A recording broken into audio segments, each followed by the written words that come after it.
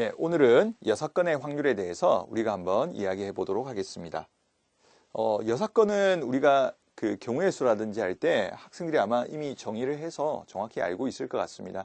이제 여사건의 확률은 실제로 여사건의 확률을 구하라는 경우도 있겠지만 기존의 확률을 구하라고 할 때 여사건이 더 편하기 때문에 여사건의 확률을 이용하는 경우가 더 많겠죠. 자, 위의 식은 아마 학생들이 많이 봤던 식과 굉장히 유사할 겁니다. 그죠?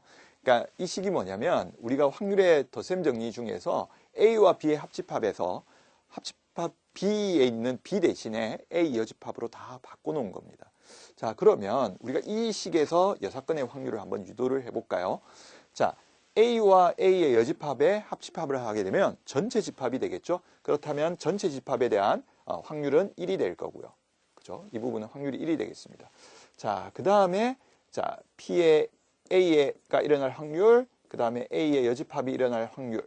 자, 그 다음에 보면 A와 A의 여집합은 교집합이 없죠. 그럼 우리가 보통 배반 사건이라고 했죠. 그래서 교집합이 없기 때문에 이 부분의 확률이 0이라고 생각하셔도 되고, 배반 사건일 때는 우리가 교집합을 빼주는 부분이 없었죠. 그래서 충분히 이러한 식이 생각이 될 수 있을 것 같습니다. 그러면 A의 여집합의 확률은 1에서 A의 확률을 빼주는 이런 형태로 표현이 돼서 우리는 여사건에 대한 확률을 이렇게 구할 수가 있습니다.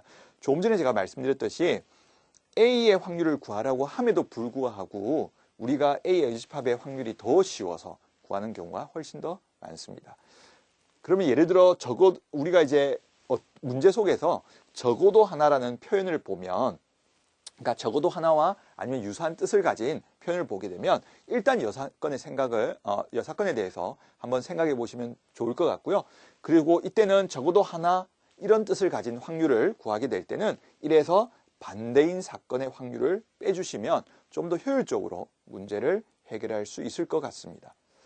자, 그러면 우리가 이 여사건의 확률을 가지고 활용할 수 있는 문제 두 가지를 보도록 하겠습니다. 자, 우리가 조금 전에 원래 확률과 여사건의 확률의 합은 1이라는 사실을 봤죠. 자, 그렇다면 조금 복잡한 식이 있는데 우리가 이제 그 명제에서도 보면 부정적인 표현은 우리가 학생들이 좀 더 어려워하고요. 집합도 여집합의 표현은 우리한테 좀 더 어렵고 문제를 해결하는데 크게 도움이 안 됩니다. 그래서 전부 다 긍정적인 표현으로 고쳐주는 게 필요한데요. 우리가 이제 조금 전에 배웠던 여사건의 확률을 통해서 자, 이 집합에 지금 A 여집합, 교집합, B의 여집합에 다시 여집합의 확률을 생각해 보면 이렇게 되겠죠. A와 B의 합집합으로 표현되겠죠. 무슨 법칙이죠? 드모르강의 법칙입니다. 자, 이렇다면 합집합의 확률은 0.9가 될 거고요. 그죠? 자, 이 경우는 자, A 교집합 B의 자, 이 집합의 여집합이 A 교집합 B가 되겠죠. 자, 이때는 0.8이었기 때문에 0.2가 되겠습니다. 자, 그리고 A의 확률이 0.6이 되겠네요. 그때 B의 확률을 구하라고 하니까 우리가 합집합의 확률을 구하는 덧셈 정리를 생각해 보시면 0.9는 자, A의 확률 0.6에다가 B의 확률을 더해야 되고요. 이게 우리가 찾아야 되는 값이겠죠. 자, 교집합의 확률을 빼주면 우리는 문제를 해결할 수 있을 것 같습니다. 그죠?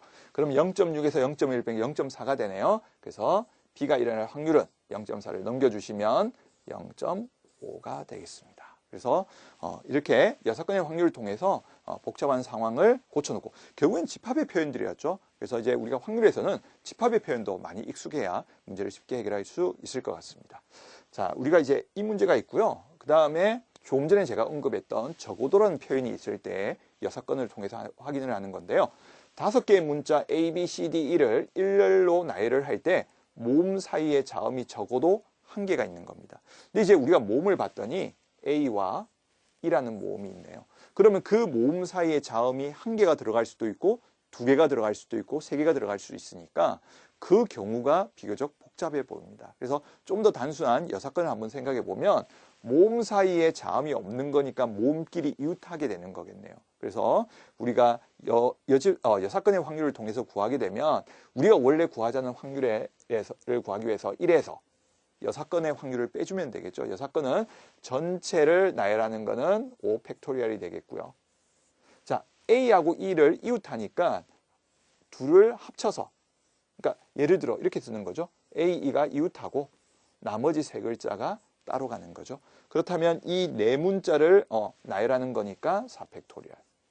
그런데 A하고 E가 순서가 바뀔 수도 있겠죠. A도 가능하지만 EA도 가능하니까 두 가지 선택이 있겠습니다. 자, 이렇게 하셔야 우리가 좀 쉽게 해결을 하겠죠. 그래서 이제 계산을 하시면 1에서 자, 약분을 하게 되면 5분의 2인가요?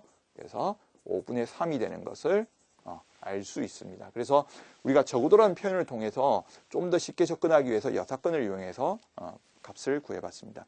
물론 시험 현장에서는 이렇게 푸는 게 완벽하게 맞습니다. 그런데 우리가 학생들이 평소에 연습을 할 때 이 확률 실력을 늘리는 하나의 팁을 드리자면 지금 자음이 적어도 1개 있을 확률이라고 했는데요. 자음이 적어도 1개가 그러니까 1개 있는 경우, 2개 있는 경우, 3개 있는 경우가 있겠죠. 그 경우를 직접 다 구해보시는 것도 굉장히 도움이 되겠습니다. 그래서 우리가 연습이니까 당연히 시험 현장에서는 이렇게 푸셔야 될 것 같습니다. 그죠? 근데 이제 우리가 연습을 한번 해보면 좋을 것 같습니다. 그래서 이 부분을 조금 지우고 우리가 여사건을 쓰지 않고 직접 구하는 것도 한번 확인을 해보도록 하겠습니다.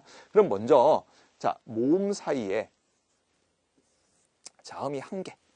자, 경우를 쭉 분류해 볼까요? 자, 모음 사이에 자음이 2개가 들어오겠고요. 자, 모음 사이에 자음이 3개가 들어오는 경우를 각각의 경우의 수로 일단 구해서 전체 처리를 해보도록 하겠습니다. 자, 자음이 2개 들어가고 하나 들어가게 되면 바깥쪽에 자음이 2개가 더 남게 되겠죠. 자, 그러면 먼저 자음 셋 중에 하나를 선택하는 방법이 3가지. 그죠?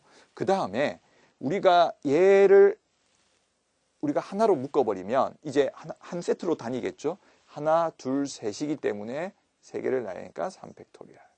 그죠? 그 다음에 A하고 E도 위치를 바꿀 수 있겠죠. 그래서 2가지.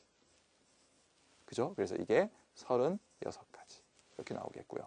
자, 이번에는 2개가 들어가니까, 자음이 2개가 들어가니까 하나가 남겠네요. 얘를 또 하나로 묶을 거고요. 그럼 자, 우리 자음 3개 중에서 여기 들어갈 거는 3가지. 자, 요 오른쪽에 들어갈 거는 2자리.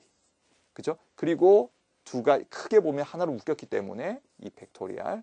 자, 근데 A하고 E도 자리를 바꿀 수 있죠. 그래서 또 2가지. 자, 이렇게 계산이 되겠네요. 그죠? 자, 그래서 얘가 24가지가 될 것 같고요. 자, 그 다음에 이번에는 자음이 안에 전부 다 들어가 줬습니다. 자음이 안쪽으로 다 들어가 줬죠. 그렇다면 이제 자음이 들어가는 거는 3팩토리얼이 되겠죠. 자음이 들어가는 방법은. 자, 그 다음에 A하고 E가 자리 바꿈이 가능하겠네요. 그죠? 그럼 이때는 12가지가 되겠죠. 자, 그렇다면 우리가 이제 아까 전체의 경우는 5팩토리얼이기 때문에 120가지에서 자, 이 3가지를 우리가 더해 주시면 72가 되고요. 자, 그래서 24로 나눠 주시면 5분의 3이 되는 걸 확인할 수 있습니다. 물론 시험장에서의 좋은 풀이는 절대 아닙니다. 그러나 우리가 연습을 하는 과정에서는 무조건 편한 6건으로만 풀어보지 마시고 직접 풀어서 6건이 더 간단한 것도 눈으로 직접 확인하시는 것도 중요하고요. 경우의 수를 일일이 나열해서 경우를 분류해서 구하는 방법은 많은 연습이 필요하니까요. 꼭 해보시기 바랍니다. 오늘은 여기까지 하겠습니다.